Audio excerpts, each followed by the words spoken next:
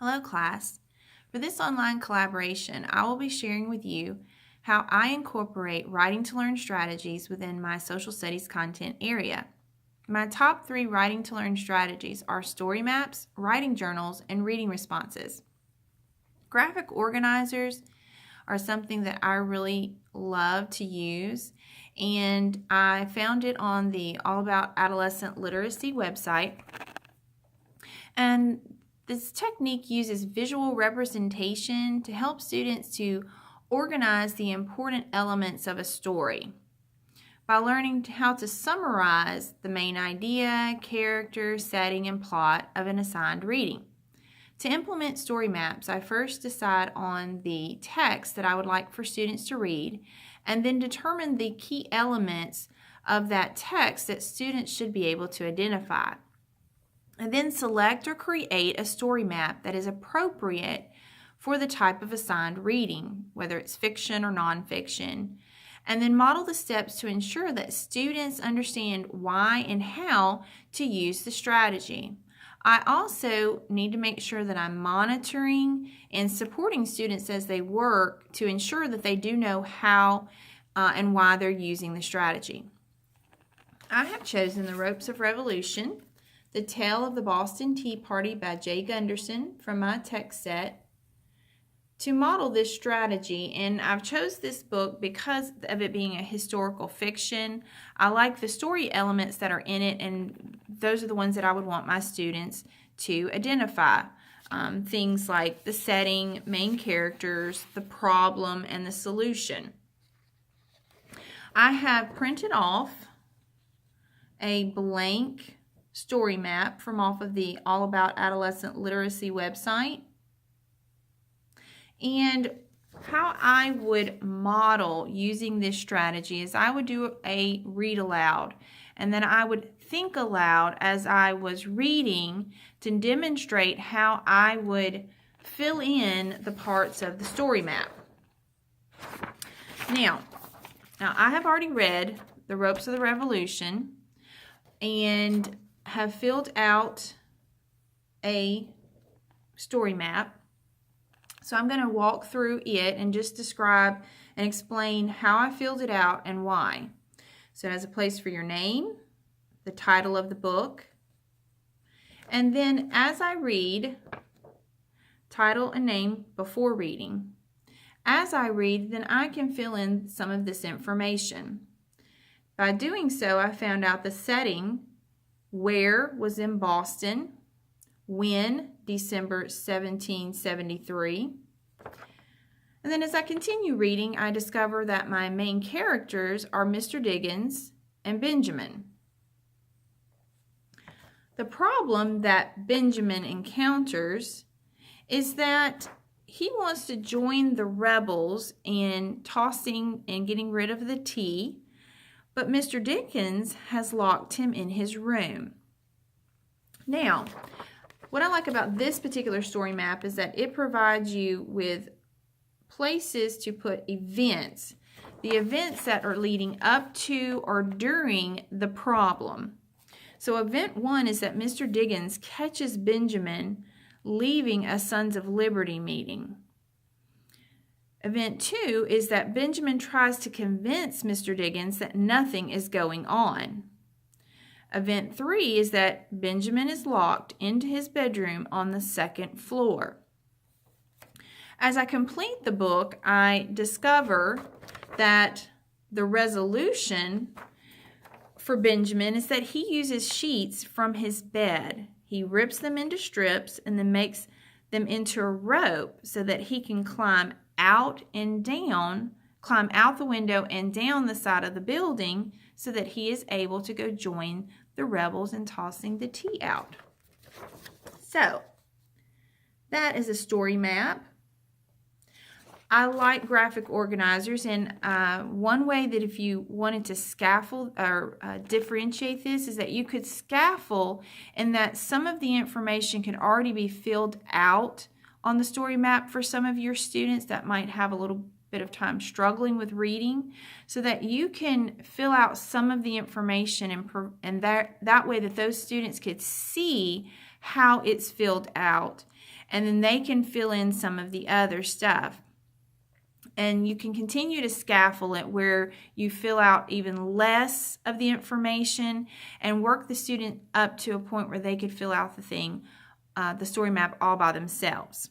So that's story maps. My second strategy is writing journals. Now, a writing journal is supported in the article Teaching Writing to Diverse Student Populations, and this was from the +2 reading material in this week's module. This writing strategy requires students to keep a notebook or a journal or a log, and they're encouraged to write in an informal manner on a regular basis. Some suggestions for informal writing are their thoughts on a topic, things that they've learned, or things that they want to learn. This is an excellent way to assign widely diverse kinds of writing activities, but in a casual manner. Journals are highly flexible and adaptable. You can have students write in them regularly or just periodically. It could be in class or out of class.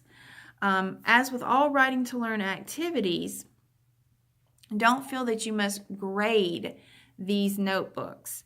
I personally like collecting them periodically and respond with brief notes or comments, suggesting ways that they can make their writing more insightful or more complete, and or just to answer any questions.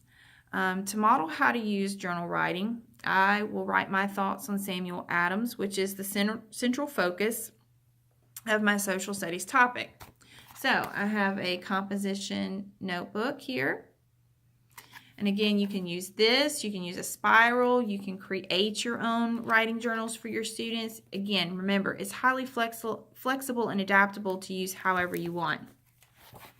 So I have already written a writing journal entry, and I was just writing my thoughts on Samuel Adams. Remember, this is informal. There is no structure. Students can write however they want. Again, remember, if you want to check on their writing, you can simply collect them, and you can make notes in their writing if you feel like they're needing some guidance. My journal entry is, I have enjoyed learning about Samuel Adams and the impact that he made in the birth of our nation. Without Samuel Adams leading the fight against the British tax laws, we might still be under British rule. Again, you can encourage students, they can write as much as they want or as little, but this is just providing students with practice and stamina in learning to write, just making it more familiar and not quite as scary. For me, writing is a struggle. I do not have a lot of background knowledge that provided me with understanding how to make outlines and making sure sentence structure and flow. So for me, a writing journal is a great strategy to use because it just allows me the opportunity to put words on paper, and it can be just how I think and not really looking for the specific structure of writing per se. It provides students with the ability to write in a non-threatening way. So, writing journals are a very great, simple strategy to use, not very complicated. My last writing to learn strategy is a reading response, and it is also supported in the article Teaching Writing to Diverse Student Populations from our +2 reading material.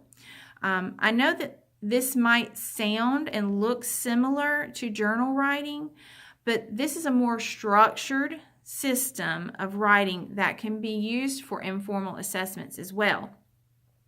Here you will ask students to keep and submit at regular intervals a reading response in which they address a question or a series of questions or a writing prompt. to model a reading response, I will use a writing journal. It can be separate from the writing journal. You can label, writing journal and then a reading response journal. Because remember, the writing journal is something that's not used regularly, and it's to provide students with an ability to write in an informal manner in a non-threatening way. But a reading response is a more structured, regular strategy that you would use.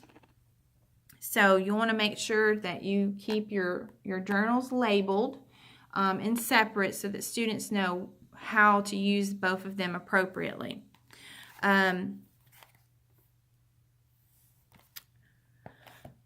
For this, to model my reading response, I will use a writing prompt based on my anchor text, Samuel Adams, Patriot and Statesman by Michael Bergen.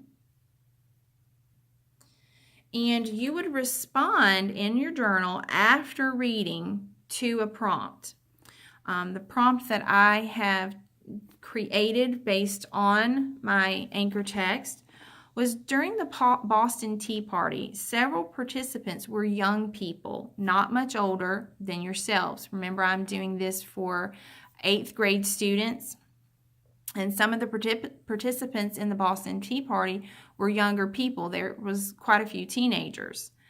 Based on what we have read in our text, why do you think these young people participated in an act that they knew was a crime in the eyes of Great Britain? So I would display my writing prompt on the board and then give students a designated amount of time to respond to that prompt. And here is my response, my reader response to the prompt of why do I think these young people participated in an act that they knew was a crime in the eyes of Great Britain? I think they participated to support the fight for freedom from British rule.